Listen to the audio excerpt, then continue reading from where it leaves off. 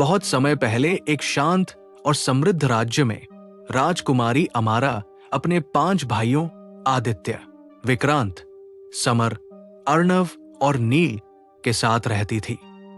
महल हंसी, संगीत और प्रेम से भरा रहता था, क्योंकि भाई बहनों का आपस में गहरा स्नेह था। लेकिन उनके सुख से एक व्यक्ति जलती थी, नई रानी। वो बाहर से सुंदर थी, पर भीतर से काले जादू की मालकिन थी। उसे लगता था कि जब तक ये बच्चे राज्य में प्रिय रहेंगे, कोई उसे सच्चा सम्मान नहीं देगा। एक अमावस की रात उसने गुप्त मंत्र पढ़ा और सुबह होते ही 5 राजकुमार सफेद हंस बनकर आकाश में उड़ गए। राजकुमारी अमारा की चीख पूरे महल में गूंज उठी, पर तब तक बहुत देर हो चुकी थी। रानी ने ठंडी हंसी के साथ कहा कि अगर अमारा अपने भाइयों को वापस चाहती है, तो उसे 7 वर्षों तक बिना एक शब्द बोले सूरजमुखी के जादुई खेत में रहकर उनके तनों से वस्त्र बुनने होंगे। अगर उसने एक भी शब्द कहा, तो उसके भाई सदा के लिए हंस ही रहेंगे। अमारा ने उसी क्षण प्रण लिया और महल छोड़ दिया।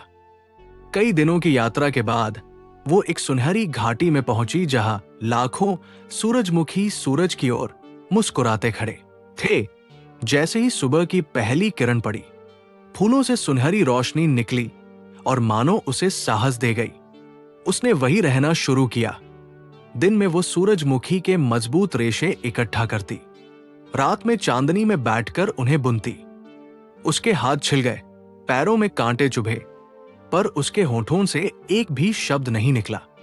कई बार कठिन परीक्षाएं आई। भीषण तूफान ने उसके बुने वस्त्र उड़ा दिए, पर उसने फिर से शुरुआत की। डाकुओं ने उसे असहाय समझा, पर सूरजमुखी की चमक ने उन्हें भगा दिया। एक भूखा शेर उसके सामने आया, पर उसकी शांत आंखों और सूरजमुखी की आभा ने शेर को शांत कर दिया। हर सुबह सूरज उगता तो फूल उसकी ओर झुकते, मानो कह रहे हो, धैर्य रखो, समय आ रहा है। 7 वर्षों में अमारा की आंखों में आंसू सूख चुके थे, पर उसके हृदय में आशा जीवित थी। आखिर वो दिन आया जब आकाश में 5 सफेद हंस दिखाई दिए। वे उसी खेत में उतरे। अमारा ने कांपते हाथों से एक एक कर सुनहरे वस्त्र उनके ऊपर डाल दिए। जैसे ही वस्त्र छुए, चारों भाई अपने मानव रूप में लौट आए। 5वें भाई नील के लिए वस्त्र का एक हिस्सा अधूरा रह गया था, इसलिए उसका एक हाथ अब भी पंख बना रहा, पर वो मुस्कुराया क्योंकि वो आजाद था। तभी जादूगरनी रानी प्रकट हुई और क्रोध में मंत्र पढ़ने लगी। लेकिन सूरजमुखी के खेत से इतनी तेज रोशनी निकली कि उसका काला जादू उसी पर पलट गया। वो धूल बनकर हवा में बिखर गई। सूरज की किरणें और भी उजली हो उठीं और भाई बहन एक दूसरे को गले लगाकर रो पड़े। 7 वर्षों की चुप्पी अब खुशियों की आवाज में बदल चुकी थी। वे सब वापस राज्य लौटे। राजा ने उन्हें सीने से लगाया और पूरे राज्य में उत्सव मनाया गया। उस दिन से सूरजमुखी साहस, त्याग और उम्मीद का प्रतीक बन गया और राजकुमारी अमारा की कहानी पीढ़ियों तक सुनाई जाने लगी। ये याद दिलाने के लिए कि सच्चा प्रेम और धैर्य सबसे बड़े जादू से भी शक्तिशाली होता है। अगर आपको ये जादुई कहानी पसंद आई हो, तो इसे लाइक करें, अपने दोस्तों के साथ शेयर करें और ऐसे ही अद्भुत जादुई किस्सों के लिए हमारे चैनल को सब्सक्राइब करना न भूलें। कमेंट में जरूर बताइए, आपको कहानी का कौन सा हिस्सा सबसे ज्यादा पसंद आया।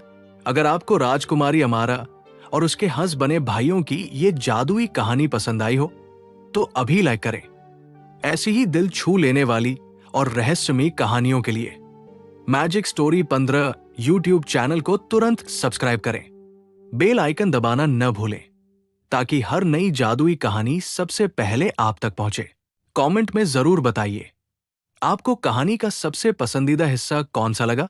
क्या आपको अमारा का त्याग सबसे ज्यादा छू गया, या अंत में भाइयों की वापसी। इस कहानी को अपने दोस्तों और परिवार के साथ शेयर करें ताकि वो भी इस जादू का हिस्सा बन सके। याद रखें, सच्चा प्यार और धैर्य हर जादू से ज्यादा शक्तिशाली होता है। मिलते हैं अगली मैजिकल स्टोरी में। सिर्फ मैजिक स्टोरी 15 पर।